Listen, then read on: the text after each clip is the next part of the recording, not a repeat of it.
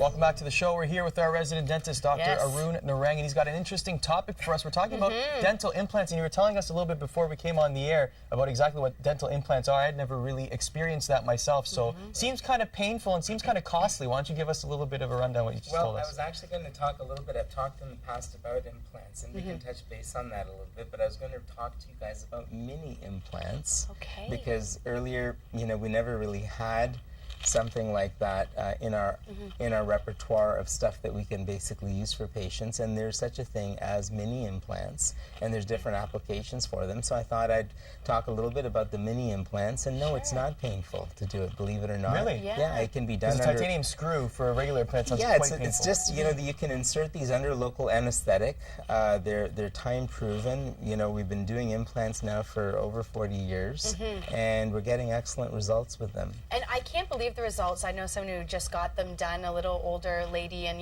never had the chance to get the braces, got the full, and it looks so great and it looks wonderful. But we're kind of talking for the people that maybe aren't thinking about getting the full veneers. Tell us what the difference is about the mini implants and the typical ones. Well, again, for a single tooth replacement, really a regular titanium implant is probably the best way to go. But in many applications, we have patients who, for instance, have a full lower denture. And again, if they could afford to do 2 or 3 regular implants, wonderful. That would be, again, the ideal treatment.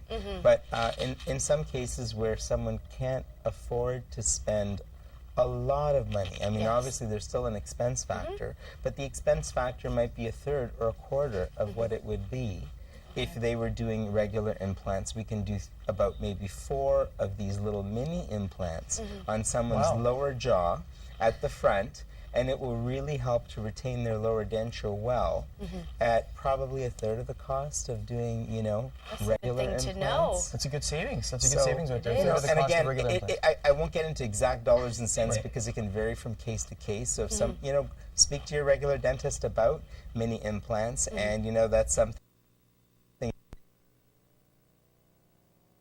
Someone comes for a one-on-one consult, we can explain to them how much of a saving it would be, but it's a substantial saving. So what would be the sweet spot, I suppose, for somebody who needs an implant versus somebody who can do a mini implant instead? Is there a situation where somebody can get away with a mini implant or would need an implant? A lot of times the mini implants can be used, like let's say someone's doing a full mouth reconstructive work and they don't want to be wearing a denture.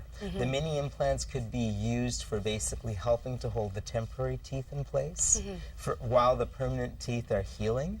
And then they can just be cut off and left in place because they're biocompatible with that titanium screws. So that would be one application of a mini implant. Sometimes you can use mini implants to upright teeth, like let's say somebody's doing braces and an adjacent tooth is missing. So you can actually use these mini implants for anchorage, and you can actually help it to aid in the orthodontic process or in braces. And then one of the other applications is using them for denture retention as well. What is the recovery time, doctor, in terms of people coming in that need them? What is kind of the expected time that would take for the procedure and recovery time?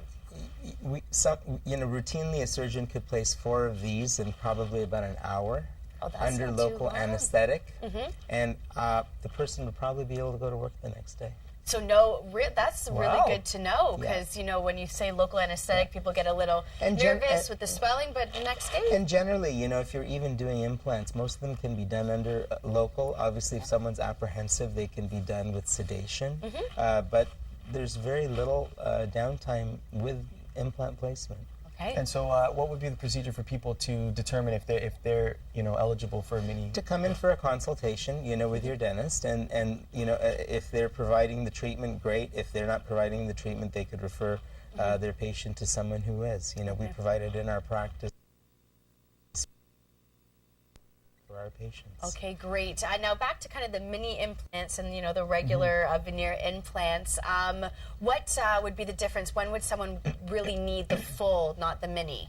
Again, it just comes down to sometimes, if someone can afford to do, as I said, you can't really do a full mouth reconstruction on mini implants. You just can't. It's it has its sort of constraints, and we'd use it in the ways I described it. Yep. But so it would be really good for someone who, you know, couldn't really perhaps afford to do full fixed bridge work, but maybe they wanted a denture to be more firm when they're eating so that it's comfortable. Right. And those could very easily be retained on mini implants. But it's good to know that there's a cost-cutting measure that could be taken. Thank you very much for joining us and telling us about that. Thank you so much, Doctor, he says yours for better dental health, and of course he's always here on a constant basis giving us some great tips. We'll be back here on Daytime. Stick around.